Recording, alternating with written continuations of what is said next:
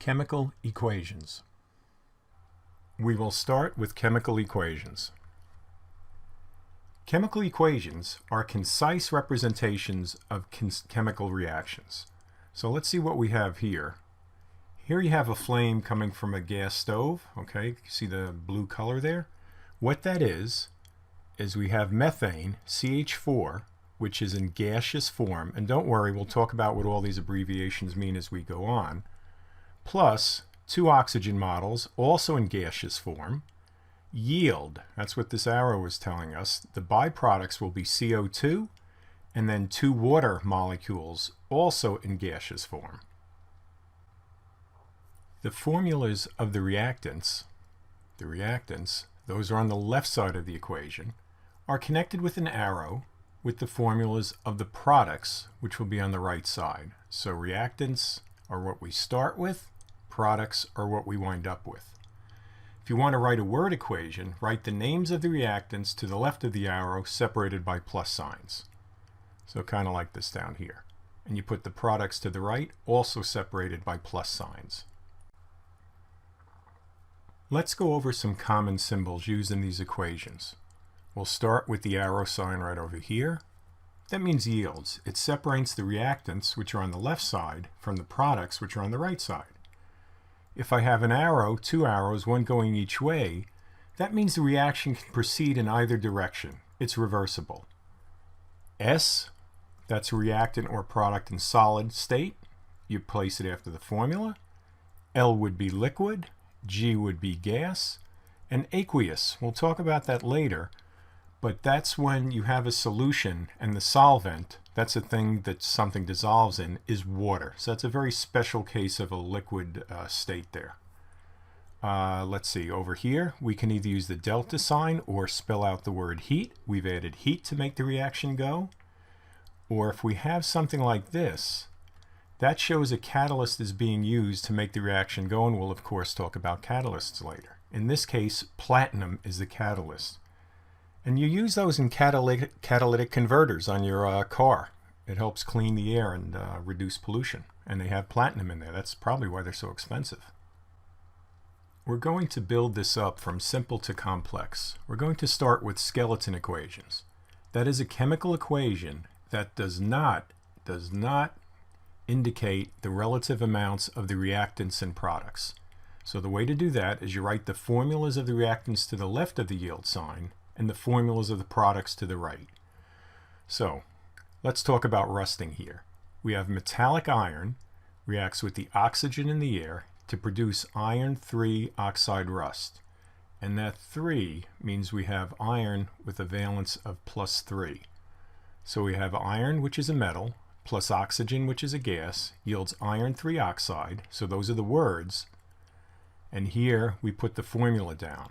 But we're not telling you how much iron and how much oxygen. We're just sort of listing the names for it right now. And here's the word version, which we already spoke about a few slides ago. So when ignited, methane gas, that's right here, methane gas, reacts with the oxygen gas, which is in the air, and it produces carbon dioxide gas and water gas. Another name for water gas is steam. It is not balanced. We're not saying how many methane molecules we were having or how many oxygen. We're just saying these are the molecules that participate in the reaction. We will do balancing very soon. Let's convert a word equation to a chemical equation. So we have, here's a description of what's going on. Solid potassium chlorate decomposes in air to produce solid potassium chloride in oxygen gas. So our word equation, here's your potassium chlorate. Notice it's a solid, that's the S. It decomposes, or it transitions, so we have the arrow there, to potassium chloride, also a solid, and oxygen, a gas. Now we do our skeleton equation, which is not balanced. We're not saying how many of each molecule we have. Here's potassium chlorate, again, solid, yields potassium chloride, a solid, plus oxygen, gas. So here's a chance for you to practice. Write the word equation, then the skeleton equation for aluminum sulfate reacts with calcium chloride to produce calcium sulfate and aluminum chloride. So you'll need to consult your periodic table and maybe your notes to find out what sulfate is. And then here's sulfate again.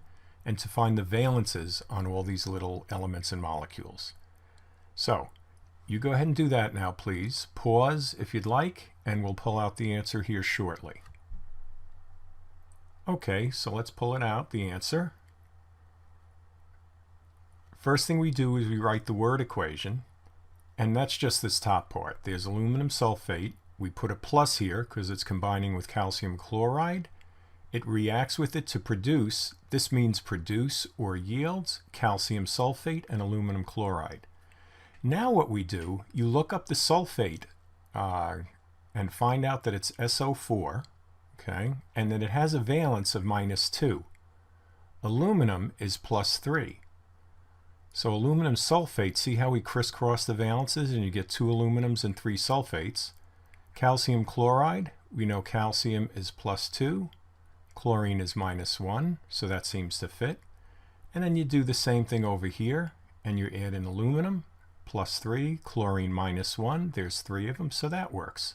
So we've balanced within the molecules, but we have not touched how many molecules we have. So that's why it's a skeleton equation. The law of the conservation of mass. One of the people to first state it very brilliantly was Antoine Lavoisier, 1789, from France. And you can read that, but he's talking about it's an incontestable axiom that all operations of art in nature, nothing is created. An equal amount of matter exists both before and after the experiment.